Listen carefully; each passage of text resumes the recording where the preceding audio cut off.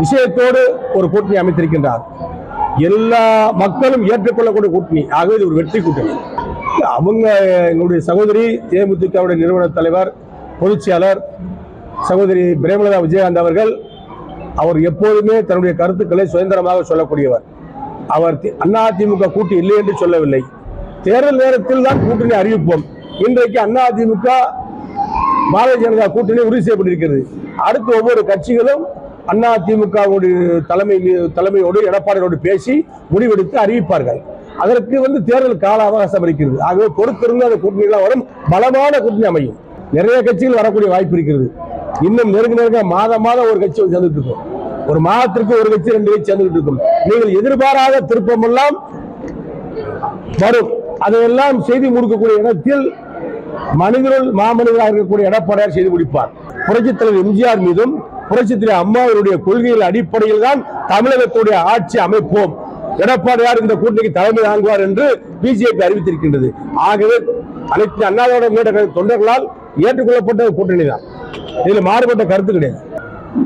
அதுதான் அவரு பாரதிய ஜனதாவுடைய தலைவர்கள் ஒருவரான உள்துறை அமைச்சர் ஹோம் மினிஸ்டர் அமித்ஷா அவர்களே சொல்லிட்டாங்களே. சித்திரை ஓட்டல வச்சு கூட்டியை சொன்னாங்க. நேரா எங்களுடைய பொதுச் செயலர் எடப்பாடியாருடைய வீட்டுக்கு நேரா போனாங்க.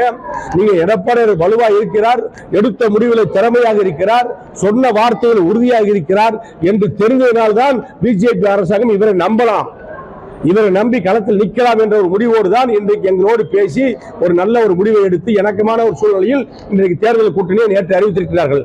நேற்றைய தினம் ஒரு அற்புதமான நாள், பங்குனி உத்திரம், மகாலட்சுமி திருமண நாள். இன்றைக்கு பௌர்ணமி. இன்றைக்கு தான் அவருடைய ஆதரவு நிறைய வருகிறது. இந்த கூட்டணிக்கு எதிர்ப்பு என்பது இருக்கத்தான் செய்யும். எதிர்ப்பு என்பது எந்த இயக்கத்துக்கு இருக்கத்தான் செய்யும். இன்றைக்கு எதிர்ப்பு தெரிவிக்கின்ற கட்சிகளுடைய நிலைமைகளை பார்க்க வேண்டும். எதிர்ப்பு தெரிவிக்கின்ற கட்சிகள் திமுக கூட்டணியில் அங்க வைக்கின்ற கட்சிகள். அவர்கள் இந்த கூட்டணியே வராமல் அவர்கள் தனியா இவர்கள் தனியா பிரிந்து நின்றால் நமக்கு ஈஸி என்று நினைத்தார்கள். நாங்கள் அதற்கு தயார். எங்களுடைய பொதுச் செயலரும் அதற்கு தயார். நாங்கள் யாரோடு கூட்டு சேராமல் நிற்பதற்கு நாங்கள் தயாராகத்தான் இருந்தோம். ஆனால் அதே திமுக நிற்க வேண்டுமே. அதிமுக தனிச்சு நின்னா திமுக தனிச்சு நிற்கணும் சவால் வரட்டும். எடப்பாடியார் தனிச்சு நிற்பாரு, களத்தை சந்திப்பார், மக்களை சந்திப்பார், தேர்தலில் வெல்லுவார். அந்த திறமை, பக்குவம், வலிமை, வல்லமை அதிமுக இருக்கு, எடப்பாடியாருக்கு இருக்கு. திமுக இருக்கா? திமுக முதலமைச்சருக்கு இருக்கா? ஏன் பயப்படுறாங்க அவங்க? நாங்க சேர்ந்த ஏன் நீங்க பதறீங்க? உங்க கட்சியில ஏகப்பட்ட பிரச்சனை. உங்க கட்சியுடைய அமைச்சர்களே இன்னைக்கு பாத்தீங்கன்னா கேவலமா பெண்களை சித்தரிக்கிறாங்க, பெண்களை பேசுறாங்க. சைவ மதத்தையும் வைணவ மதத்தையும் அமைச்சர் பொன்முடி அசிங்கமா பேசுறாரு.